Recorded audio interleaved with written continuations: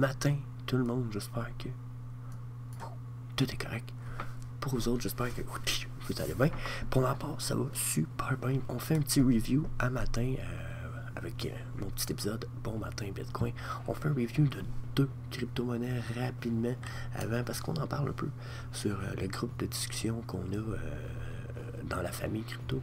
Donc, on a un groupe de discussion, ça jase pas mal. Dernièrement, Omi, pour ceux qui connaissent le projet Omi, Full NFT, regardez, on a quand même une belle uptrend depuis. Je vais mettre les 100 jours ici, là. On va voir un peu plus.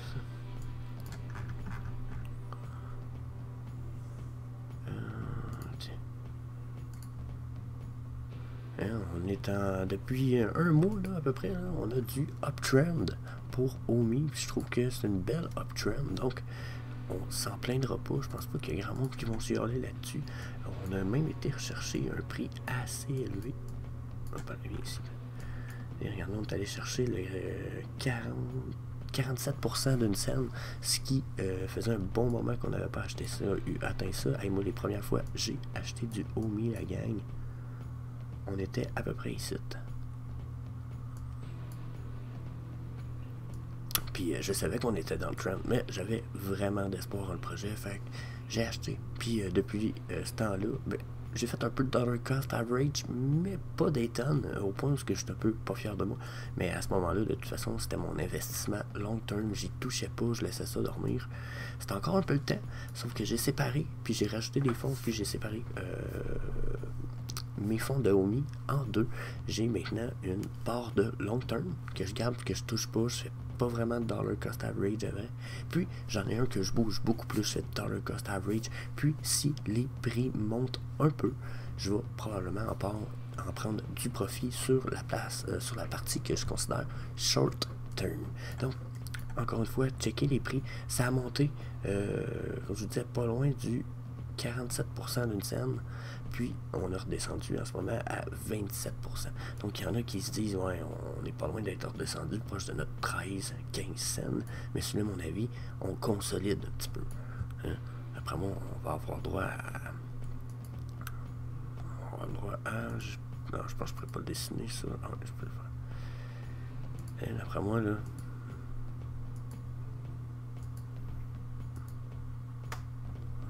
Oups. Alors, je pense que j'ai pris un triple, c'est ça. 1, 2, 3, 4, 5. On va recommencer. Là.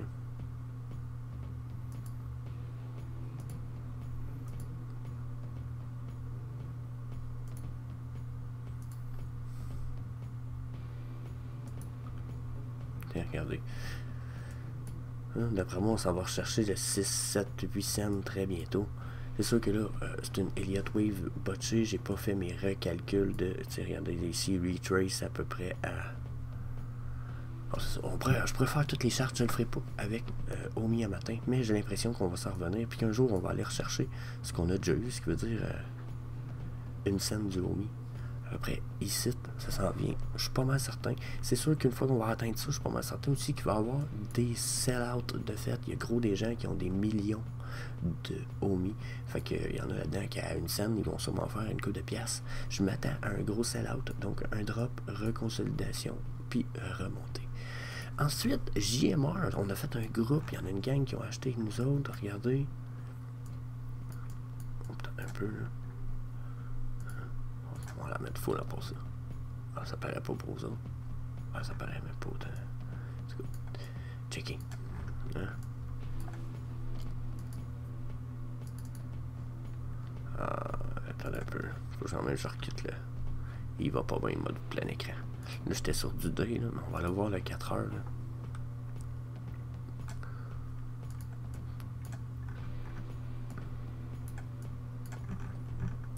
Pour ceux qui connaissent JMR un petit peu, qui ont investi comme nous autres, il était tellement pas cher que pour 20 à 100 pièces devient 1 million, 1 milliard. À 100 pièces, je pense que vous aviez 1 milliard de JMR, ce qui, selon mon avis, est fucking nice. On a 7 zéros après la virgule, bien entendu. C'est un peu... ce qui veut dire qu'il y a un très haut supply. Puis, je pense qu'on est dans les 500 billions d'unités pour le GMR. Donc c'est ce qui fait qu'on a un prix si haut. Sauf que là présentement on est en train d'être sur le bord de perdre 1-0. Puis comme je vous disais, ceux qui connaissent le projet, il y en a beaucoup qui ont regardez à quel point ça avait monté. Puis là, regardez à quel point il y a 2-0 de perdu là, à peu près à cette hauteur-là. On est sur le bord de perdre un deuxième 0 à cette hauteur-là. Donc vous voyez là, on s'apprête à en perdre un. Puis on va probablement continuer à monter. Si vous voulez mon avis, j'en avais acheté, puis je commençais à avoir peur que ça fasse juste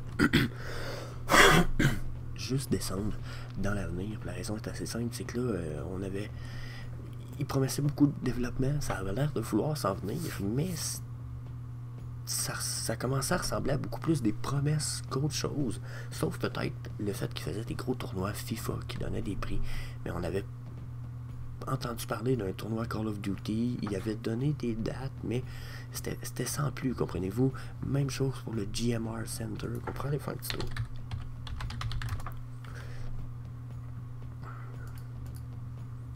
Donc,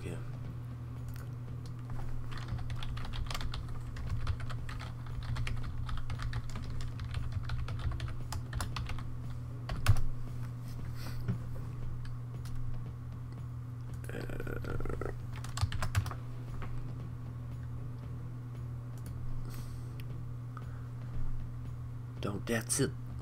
Attendez un petit peu. Ah, c'est ça. Donc, ça, c'était notre GMR Center. Ils nous ont sorti ça avec leur mascotte Leet, qui nous ont dit qu'ils donneraient plus de stock. Là, vous pouvez changer un paquet d'affaires, acheter du stock. J'ai mis Crypto Stacker. Il y a des achievements. Il va y avoir des... Ah, regardez, j'ai un Retro Badge. Je ne sais pas encore ce que ça va servir. Il va y avoir un NFT Wallet, si j'ai bien compris. System Message. Donc, quand même un petit centre, ça commence à évoluer.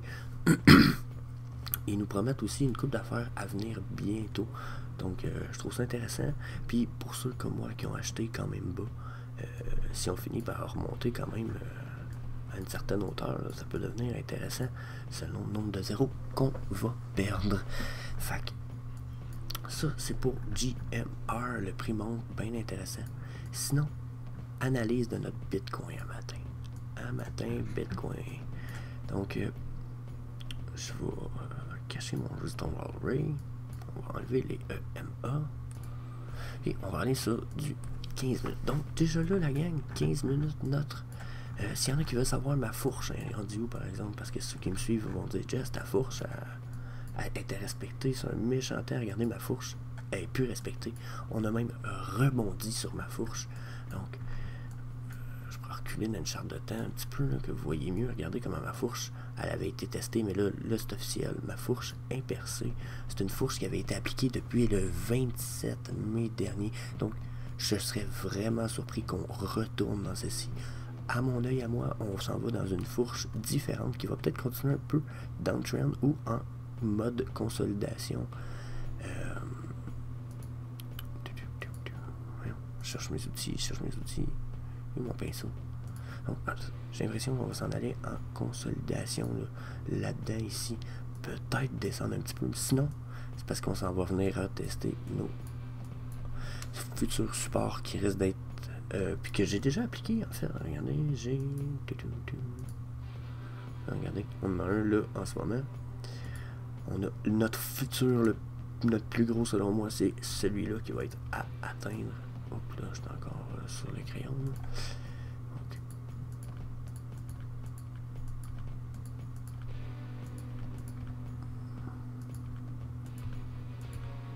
Donc, selon moi, on va avoir des gros supports à aller traverser.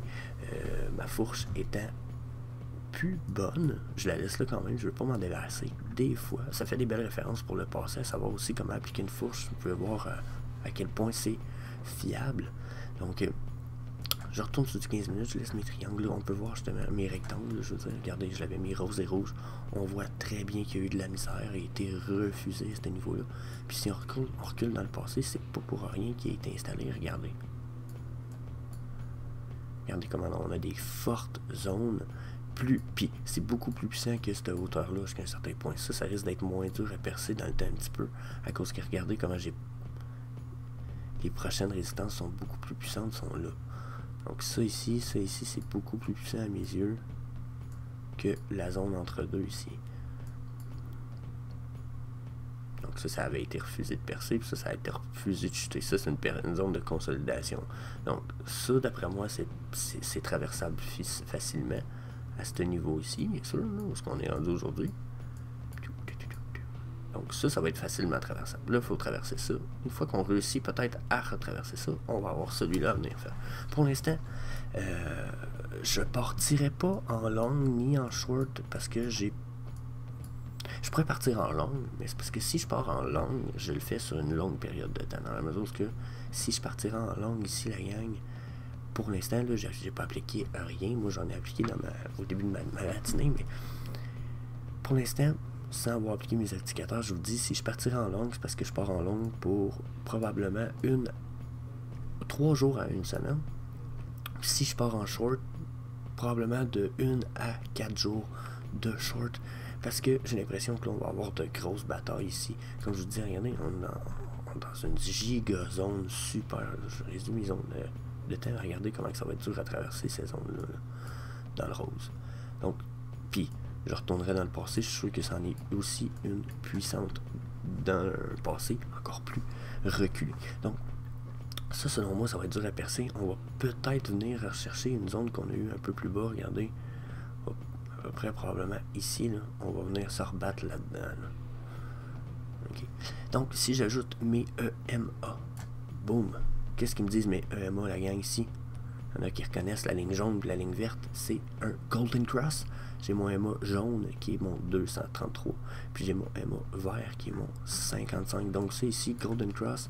En théorie, si vous auriez fait du day trading sur du 30 minutes, ça aurait pu être une méchante bonne indication.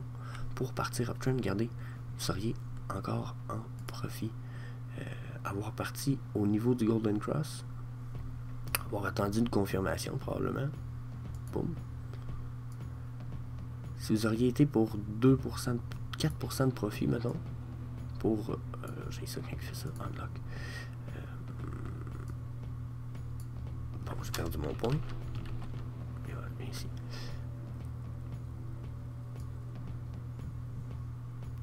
« 2% de perte, 4% de profit, déjà là, c'est sûr que vous seriez arrivé. Si vous avez fait encore plus que ça, regardez, vous auriez pu aller jusqu'à du 8% de profit avec une position comme ça. C'est sûr qu'il fallait s'attendre à un peu plus de confirmation, juste un EMA, surtout que si vous regardiez ici, vous étiez quand même avec un RSI très haut, ce qui aurait pu être signe de faire très attention. Par contre, encore une fois, le RSI, malgré qu'il était très haut, si vous faites ça ici,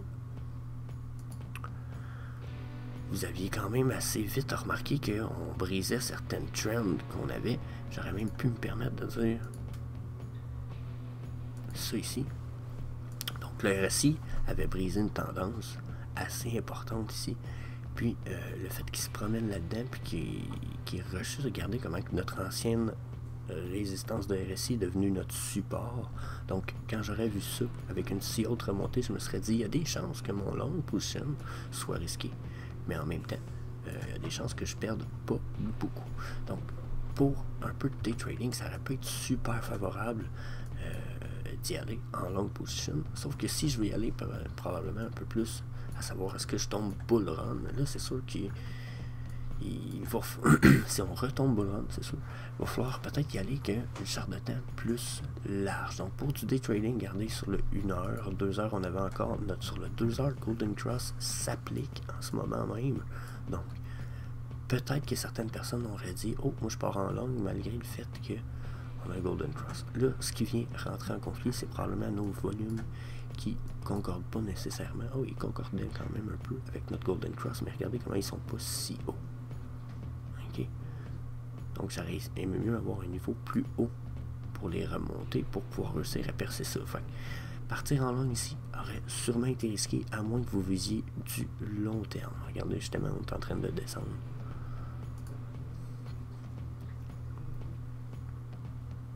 Puis, en plus, mes chandelles ont de longues mèches vers le haut. Regardez. Et, fait que partir en long ici, comprenez-vous, on est... ça peut être risqué. OK. Fait que ça fait partie des choses à vérifier tranquillement pas vite. On augmente nos périodes de temps. On va sur le 4 heures. Oh, voyez-vous, sur le 4 heures, là, c'est là que je vous dirais que ça devient important à mes yeux. On a clairement pas un uptrend. Même, je vous dirais que là, on va aller retester notre EMA. On a un uptrend, mais je veux dire, on a clairement pas une percée. Puis on a même un EMA qui vient d'être traversé, mais comme je vous disais, qui va être retesté. Là, ça va être à voir qu'est-ce qui se passe pour la suite. Si ensuite on voulait continuer à savoir est-ce que je m'en vais uptrend, parce que là on pourrait, ben ici de toute façon j'aurais pas de situation où je m'en vais ni en long ni en short, parce que j'ai trop d'incertitudes dans mon marché actuel. Mon RSI étant quand même redescendu, il y a des petites chances qui remontent ici, mais d'après moi on a des chances qui redescendent, il y a une belle pente dedans en ce moment. Ça pourrait ressembler à une autre petite chute qu'on a ici ou des choses qu'on a déjà eues dans le passé. Tu sais, quand on a des espèces de triangles pointus comme ça dans le RSI. Là, je cherche un RSI qui serait, regardez, quand il dépasse notre niveau de 70 ou de 30 puis que c'est pointu, je vous dirais que d'habitude là, on a droit à une belle chute quand même assez importante après. On pourrait revenir rester en support notre ancienne résistance sur le RSI. Fait dans ces moments-là, en ce moment, comme je vous dis, puis j'irai pas en short non plus, parce que je pense pas que ça pourrait être. Nos EMA sont trop proches sur le 4 heures pour que partir en short ici soit très safe. Ok, on est en dessous, puis on commence à fan out entre le 21 puis le 55. Fan out, ça veut dire qu'il commence à s'écarter, un peu comme les éventails pour les femmes japonaises, Kevin. Bon, ben, c'est un peu la même chose, ça fan qu'on appelle, c'est que il s'écartit comme ça. Donc, quand on commence à avoir un peu de fan, d'habitude, prudence, ça peut être signe de paquet d'affaires. Ensuite, si je rajoute un EMA un peu plus court, regardez, j'ai un EMA 13 ici. Donc sur 13 chandelles, vous voyez comme je vous disais, mon fan qui commence à s'appliquer, ça pourrait être signe que je suis encore uptrend, donc pas de short. Si je vais sur du D à cette heure, regardez, sur mon D-like, je suis encore quand même bien uptrend ici dans mes chandelles, mais en même temps, je vais enlever mon EMA rouge, je suis clairement pas, j'ai même un dead cross ici. Ce qui est pas très bon signe. Ça, c'est arrivé il y a comme... On va le calculer avec la ligne de petite mesure. Regardez, mon dead cross est arrivé il y a 19 jours. Donc, il y a 19 jours, la gang, j'ai eu droit à un dead cross. Ce qui me veut dire à moi que là, on a une belle remontée, mais on pourrait continuer à descendre. Donc, ça ici, comme je vous disais tout à l'heure, la période entre mes deux rectangles risque d'être facile à percer. Ça va dépendre beaucoup de la suite du EMA. Si mon EMA devient un peu plus stable, on pourrait dire, puis qu'il se dessine plus comme ça, je risque d'avoir beaucoup de misère à percer des zones un peu plus évidentes, hein, comme ça ici. Donc ça ici, ça pourrait devenir une zone quand même importante à percer. Une fois qu'on va percer ça, ou que le EMA décide de changer de direction selon le nombre d'achats et de ventes, le EMA 55 pourrait faire ça comme ça. Là, okay? Les EMA, c'est pas quelque chose qui continue toujours en ligne droite, c'est pas quelque chose qui est stable à temps plein. On va remarquer que le EMA à long terme ont plus... les EMA de long terme ont bien entendu plus de... Je me débarrasse des trucs. Ils sont un petit peu plus droites, mais malgré tout, ok, il peut y avoir des changements de direction quand même assez importants qui vont changer. C'est sûr que c'est notre 55 qui est le plus réactif. Bon, j'ai encore changé de ligne de place.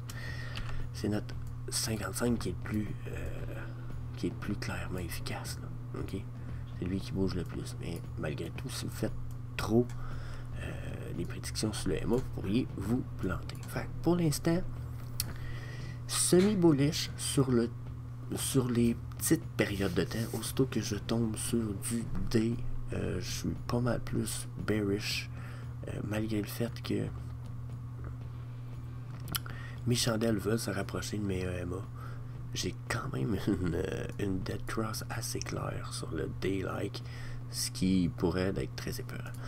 Ensuite, pour ce qui est du week, pour le week, je resterai bullish. Donc, la semaine passée, on a eu une tentative de tomber en dessous du EMA 55, ce qui en a inquiété beaucoup, ce qui en a réconforté certains, des gens comme BitBoy qui nous annonçaient un retour uptrend la semaine passée, et au début de cette semaine, au début de la semaine passée, il était comme oh, ouais, on s'en va uptrend, yeah, puis souvent dans ses prédictions, il y a quand même pas tort aussi, il y a tort pas très longtemps, on s'entend.